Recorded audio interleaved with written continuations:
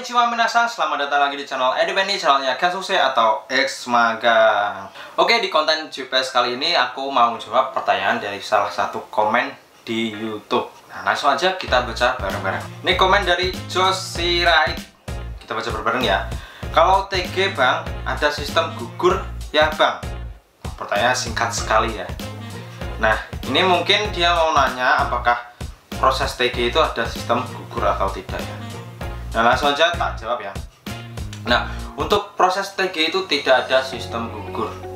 Beda banget sama sistem pemagangan atau proses pemagangan. Nah, di proses pemagangan itu ada yang tes seleksi awal, terus pelatihan bahasa Jepang, terus evaluasi dan lain-lain. Nah, kalau di sistem pemagangan itu sedikit ribet, panjang. Nah, kalau untuk TG itu tidak ada sistem sepanjang itu, karena kalian harus ikutan tes dulu, tes keterampilan dan tes bahasa Jepang. Kalau sudah memenuhi syarat ini, teman-teman tinggal mengajukan wawancara atau job matching dengan bahasa Jepang. Nah, kalau sudah mendapatkan perusahaan, tanda tangan kontrak, terus pengajuan CO visa, sudah tinggal terbang ke Jepang. Simple dan singkat kalau untuk proses Tokute Kino. Kalau proses magang ya lama, seperti video yang aku jelasin sebelumnya itu hampir 1 tahun. Jadi untuk menjawab pertanyaan Josirai tadi, untuk sistem di TG itu tidak ada sistem gugur. Nah, agar lebih jelas untuk menjawab pertanyaan ini, akan aku sampaikan atau akan aku jelaskan proses Tokute Kino dari awal sampai keberangkatan. Oke, teman-teman bisa lihat di layar monitor teman-teman atau layar HP teman-teman, atau di background di sini dua ini. Nah, di situ ada beberapa tahapan-tahapan yang harus teman-teman ikuti untuk bisa Tokute Kino. Nah, yang pertama akan aku jelasin dulu, yaitu proses melalui LPK dulu ya. Nah, pertama teman-teman mendaftar di LPK seperti yang tertera di gambar ini. Teman-teman mendaftar LPK, terus melakukan prates masuk LPK maksudnya. Nah, setelah masuk LPK, teman-teman itu mengikuti 2 pendidikan, yaitu pendidikan bahasa Jepang dan pendidikan skill Tokute Kino. Nah, di pendidikan bahasa Jepang ini kemungkinan 3-6 bulanan, bahkan bisa lebih, karena untuk tes Tokute Kino ini teman-teman harus mendapatkan lisensi bahasa Jepang yang harus teman-teman ikuti. Bisa JLPT Basic A2 atau JLPT N4. Nah, 2 itu aja ya. Terus kemudian setelah pendidikan bahasa Jepang, teman-teman mengikuti pendidikan yang namanya pendidikan skill keterampilan. Nah, teman-teman tinggal pilih aja skill apa yang ingin teman-teman ikuti. Misal kalau skill Kaigo ya teman-teman mendapatkan modul Kaigo, skill pengolahan makanan teman-teman mendapatkan modul pengolahan makanan. Nah, modulnya itu bisa teman-teman download sendiri atau nanti akan dikasih dari LPK. Nah, setelah teman-teman selesai pendidikan di LPK, teman-teman lanjut ke proses seleksi. Nah, di proses seleksi di Tokute Kino ini sedikit lumayan nggak ribet, karena cuma tes bahasa Jepang, JLPT Basic A2 atau JLPT N4, terus tes skill. Tes skill ini sesuai bidang yang dipilih, terus job matching, mencari perusahaan sesuai bidang yang dipilih. Nah, setelah melakukan job matching, teman-teman itu melakukan wawancara. Nah, di wawancara ini adalah penentuan teman-teman diterima atau enggaknya di perusahaan yang kalian pilih. Nah, semisal teman-teman keterima, teman-teman lanjut ke proses selanjutnya, yaitu tanda tangan kontrak. Di tanda tangan kontrak ini teman-teman akan dijelasin semua perihal gaji, perihal profil perusahaan dan lain-lain. Terus setelah tanda tangan kontrak, teman-teman diadakan medical check up.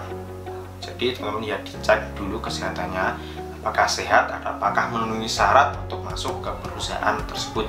Setelah medical check up ini, selanjutnya ada pengurusan dokumen. Nah, di pengurusan dokumen ini itu tahapan untuk mengajukan CO dan pengajuan visa. Nah, di pengurusan dokumen ini, tanda tangan kontrak tadi atau kontrak kerja tadi kalian kirimkan ke Jepang. Nah, di Jepang nanti untuk pengajuan COE, salah satu persyaratan pengajuan COE.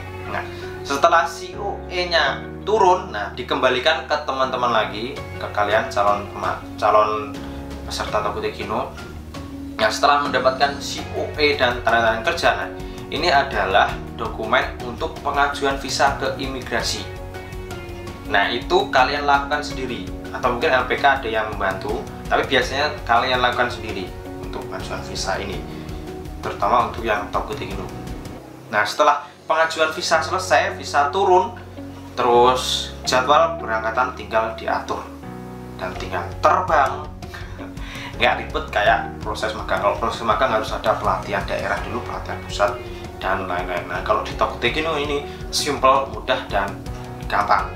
Tapi yang sulit itu adalah wawancara, matching job, dan tes bahasa Jepangnya. Jadi kalau kalian pemula belum tahu bahasa Jepang sama sekali, jadi teman-teman itu belajar bahasa Jepangnya harus ekstra, beda sama pemagang. Kalau pemagang nggak harus ada lisensi JLPT N4. Nah, kalau di Tokutekino ini harus ada lisensi bisa bahasa Jepang.